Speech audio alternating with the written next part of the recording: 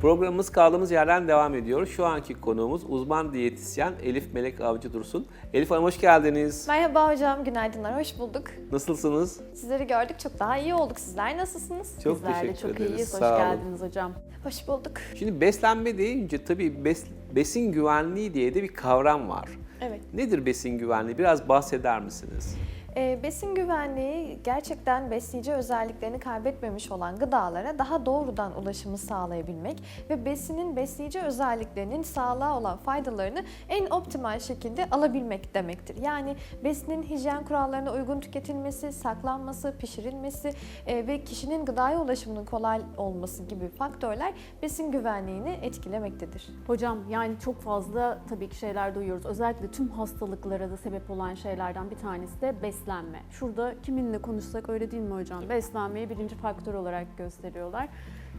Biz bu besinleri tehlikeye atan maddeler nelerdir? Yani nasıl bileceğiz o besinler tehlikede olduğunu? Nasıl çok Tabii. özür diliyorum. Nasıl anlayacağız biz besinlerin güvenli olduğunu? Öncelikle besinleri marketten alıyorsak tabii ki etiket bilgisine bir bakmamız gerekiyor. Besinlerin bazı özelliklerine göre mesela dondurulmuş gıdaların belli sıcaklık aralıklarında bekletilmesi veya çözdürülmesi gerekiyor. Veya işte bazı besinlerin bazı kurallara uygun pişirilmesi gerekiyor. Mesela yağlı bir eti kızartma yapmak mı doğru yoksa haşlama yapmak mı doğru? Ya da az yağlı bir eti hangi tekniklerle pişirmeliyiz ki en iyi şekilde besleyici özelliklerinden faydalanalım? Birçok durum söz konusu. Özellikle birçok tarım ve gıda politikasının başında gelen şey evet biz bu besini tarladan alıyoruz, eve bir şekilde getiriyoruz ama üretimden tüketime kadar olan o zincir basamaklarını ne kadar sağlıklı tamamlıyoruz? Önemli olan kısım bu. Mesela bir ürün üretiliyor fakat işte nelerle maruz kalıyor? Çeşitli fiziksel, kimyasal ve biyolojik kirletici bulaşanlara maruz kalıyor. Örneğin bir elmayı hayal edelim. Çok fazla işte kimyasal böcek koruyucuları veya işte tarım ilaçları gibi şeylere maruz kaldığını varsayalım.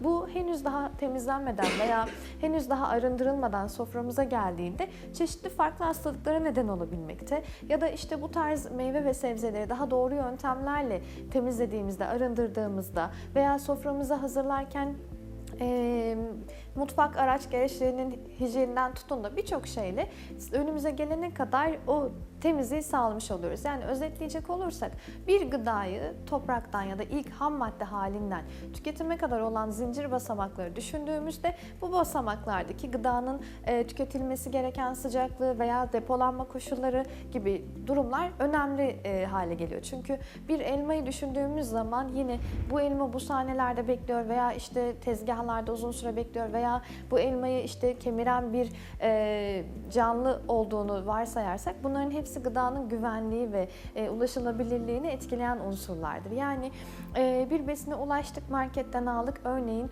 bir balık, dondurulmuş bir balık marketten çıkarken en son alınması gereken besindir. Biz bunu tam tersi markette ilk sepete koyduk, dolaştık. Yarım saat 40 dakika sonra eve gittik. Evde o poşetler bir miktar bekledi. Balığın bir kısmı çözündü ve biz onu tekrar dondurucuya attık örneğin. Bu da tabii ki çeşitli patojenlerin oluşmasına neden oluyor. Yani bir besine hak ettiği ilgiyi ve özellikleri sağlayacak şekilde davranarak tüketmek en doğrusudur. Yine çeşitli gıdaların belli basamaklardan geçmesi gerekiyor. Örneğin yeşillikleri evimize diyelim ki alıyoruz. Biz bunları yıkayarak mı dolaba koymalıyız, yıkamadan mı dolaba koymalıyız? Ya da işte aldığımız yeşilliklerin poşetlerini hemen eve gelip yere mi bırakıyoruz, tezgahın üzerine mi koyuyoruz yoksa onu doğrudan buzdolabına mı koyuyoruz? Bunların hepsi çeşitli patojenlerin gıdaya bulaşması neticesinde bireylerde de gastrointestinal problemlere de neden olabilmektedir. Yani o gıda zinciri içerisinde çeşitli bulaşanlara maruziyet sağlığımızı tehlikeye atabilmektedir. Peki gıda kaynaklı görülen hastalıklar nelerdir? Bunların yani akut dediğimiz yani erken dönemde görülen problemler bir de geç dönemde görülen problemler olarak ayırabilir miyiz? Ve bu tip hastalıkları önlemek mümkün mü? Tabii şöyle bazı hastalıklar en basitinden işte yumurtayı kirli tüketmek ya da çeşitli tavuk kümes hayvanları gibi hayvanların sağlıksız tüketilmesi ya da sağlıksız koşullarda bekletilmesi neticesinde mesela en çok salmonella'yı duyuyoruz. Belli dönemlerde salmonella çok karşımıza çıkıyor. Bu da doğrudan aslında gıdanın hijyenik tüketilmediğinin veya işte bekletilmediğinin birer göstergesi. Dolayısıyla akut ishallere sebep olabilir. Yine akut baş dönmeleri veya işte gastrointestinal farklı rahatsızlıklara neden olabilir. Kronikleşebilir bu tarz durumlar. Bazı bakteriler uzun süre yerleşebilir vücudumuzda. Dolayısıyla bunların hepsi uzun ve kısa vadede çeşitli hastalıkların gelişimine neden olabilir. Mesela temiz su kaynaklarının bulunamaması, temiz besinlere veya suya insan dışkısının bulaşması, o da Shigella denilen bir patojeni yine ortaya çıkarıyor ve bu ellerin iyi yıkanmadığının, tırnak temizliğinin iyi olmadığını veya suyun kirli olduğunun bir göstergesi. Yine bu da insan sağlığına birçok açıdan dezavantajlar sağlıyor. Yine aynı şekilde çeşitli gıdalar hazırlanırken ağızda ve burunda bulunan bazı bakteriler de yine besinlere doğrudan geçişi sağlıyor. Örneğin salata hazırlarken garsonun kenara doğru hapşırması ama yine o havada kalan partiküllerin salataya gelmesi gibi. Yani besin hazırlandıktan sonra da servis edilirken veya tüketimden hemen öncesinde maruz kalınan çeşitli patojenler kişilerde kronik ve akut bazı rahatsızlıklara sebep olabilir. Hocam şimdi aslında besinlerin bu güvenilirliğini tespit edebilmek için ya da sağlayabilmek için birçok faktörden bahsettiniz siz. Aslında çok detaylı görünüyor ama bu detaylarda hayatımıza koyamayacağımız detaylar değil. İşte poşetin tezgaha konması ya da işte aldığımız ürünün çözülmeden tekrar difrize koyabilmemiz gibi. Biz gıdaları satın alırken nelere dikkat etmemiz gerekiyor? Spesifik şeyler var mı? Önerileriniz var mı? Tabii günlük özellikle davranışlarımızı besinleri hazırlarken veya işte tüketirken bazı davranış değişikliklerine giderek aslında o hijyeni sağlayabiliriz. Öncelikle tabii mutfak araç gereçlerinden başlayacak olursak o tezgahın temiz olması, bulaşık makinesinde ya da elde temizleyicide kullanılan çeşitli deterjanlar, işte uygun materyallere uygun temizleyicilerin kullanılması. Mesela ne diyoruz? Teflon olan tavalara, tencerelere işte kazıyıcı özelliği olan temizleyiciler kullanılmamalı diyoruz. Fakat işte buna kaç kişi ne kadar dikkat ediyor veya mutfak ekipmanları, araç gereçleri ne kadar sürede bir yenileniyor? Silikon malzemeler de var mutfaklarımızda. Bakır malzemeler de kullanıyor yöresel olarak ve dolayısıyla hepsi birbirinden farklı amaçlara hizmet eden şeyler. Bunların tabii uzun vadede kontrolsüz kullanımı da çeşitli hastalıklara, kansere kadar giden bir yol izleyebilir.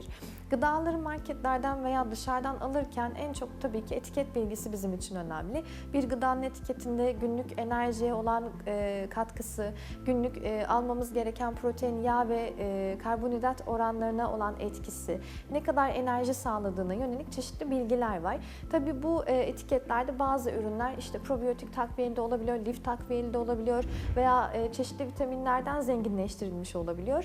Dolayısıyla gıdanın öncelikle besleyici özelliklerine bakılmalı. Eğer kişide laktoz intoleransı, gluten hassasiyeti veya farklı besin intoleransları varsa buna uygun bir besin seçimi yapılması yine önemlidir. Almış olduğumuz besinlerin bulundurulması gereken belli sıcaklık aralıkları var. Mesela dondurulmuş besinler -18'de örneğin 6 ay kalabilirken meyve ve sebzeleri en fazla 4-5 gün +4 derece sıcaklıkta saklayabiliyoruz. Birçok insan bu noktada şurada da soru işaretinde kalıyor. Yemek yaptık, ben bu yemeği kaç gün tüketebilirim? Etli bir yemekse veya etsiz bir yemekse bunun buzdolabında kalma sıklığı, süresi ne kadar olmalı gibi sorular.